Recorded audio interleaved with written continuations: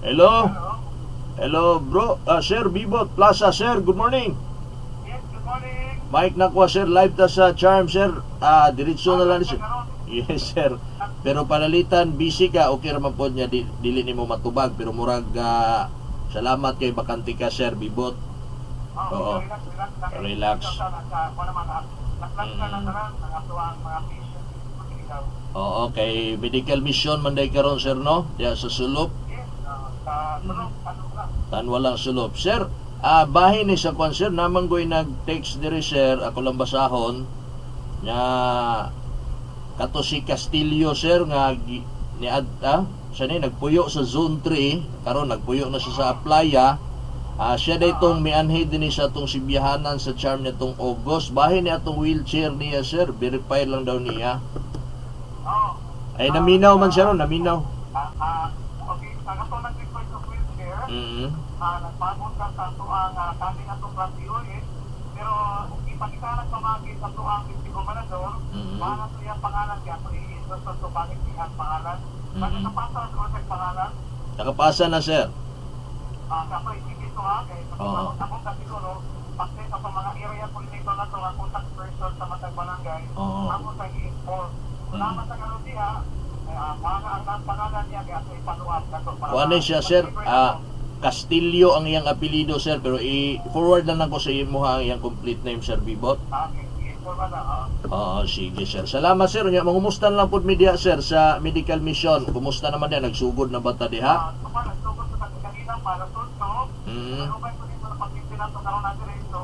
Atong doktor ng medical mission, sa ikonong na hindi ka buong duwang media, duwang adult, duwang media, kung niya napit din kay doktor po sa ito ang okto para magpikas sa mata, kung doon lang po tayo mo active po sa ito, may mga tao na ito nga i-guide tayo nga atong wala yung programa ni Robert sa mga i-guide tayo, atong yung ito ng mga tao nga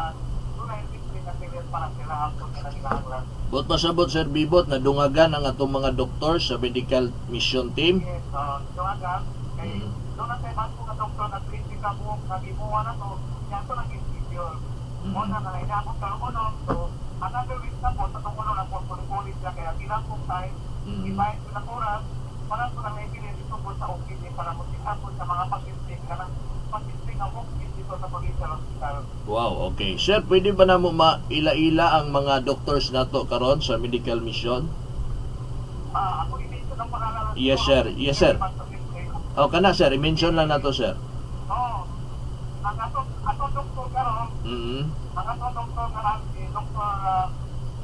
Dr. Junis, doktor sa katuwang Ferdinand, si Dr. Malarca, pag-ibigyan ng to, si Edwin Mayor, tapos ang ato abong basong na doktor, si Dr. Christine Ann Fernandez, si Dr. Kirin Padilla, Dr.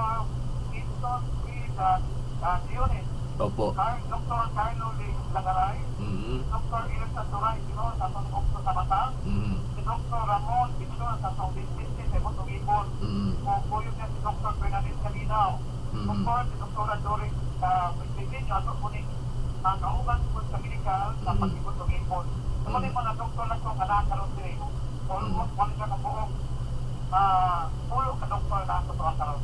Wow, okay. Pulo na. Sir, kada mag-medical mission na ang province magsugod og mga alas 8 sa buntag sugda na. Usually yung sang orasa gyud mahuman, sir. Ang ato yung indicator plus EM, magsugod sa iti, pero mauna pa pumabutan na kasi na rin sila 7 o'clock na lang ko sila. Nalakadya. Kasi mahuman yun na o 3 o'clock sa hapon. Okay. So na may pasisting na urok na yun na mo kay medyo organize may magkapilikan na mag-integrate na gas po, magbata o pag-ipon. Nagana yung mahuman yun sa mga nauna hindi alas doon. Basta ma-organize, pas-pas. Pas-pas. So, mga maman yan itong mga pasisting, makakita na sa almost mga 1,300 o 1 mga pasisting. Okay. Sir, congratulations kay kapin sa 80,000 ang naserbisyuhan sa medical mission sa last year, sir. Yes, dumas sa kung mga gigas sa itong programa ni Governor Dudukagan na iawag ng katawan na water sa delivery na medical, kataligyan sa mga medical na turista medical field na naging pa isa sa assignment ko na mo nga nagkasa o medical Pilipinas. Pasalamat po sa mga unit leaders sa Dagat sa Matag Barangay kay itabang sila sa pagkasin sa mga pasyente.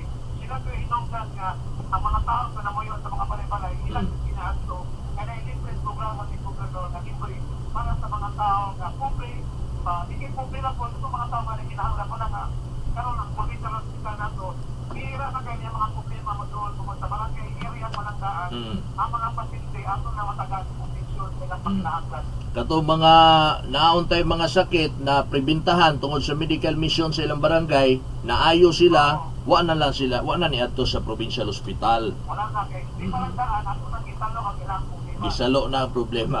Okay. Sir Bibot Plaza, sir, salamat sa imong pagtubag sa itong tawag, sir. Okay, salamat kayo, Sir Carnicchio, anak ko. Yes, sir. Itawagan din natin po sa programa ni Gov. Sa medical mission.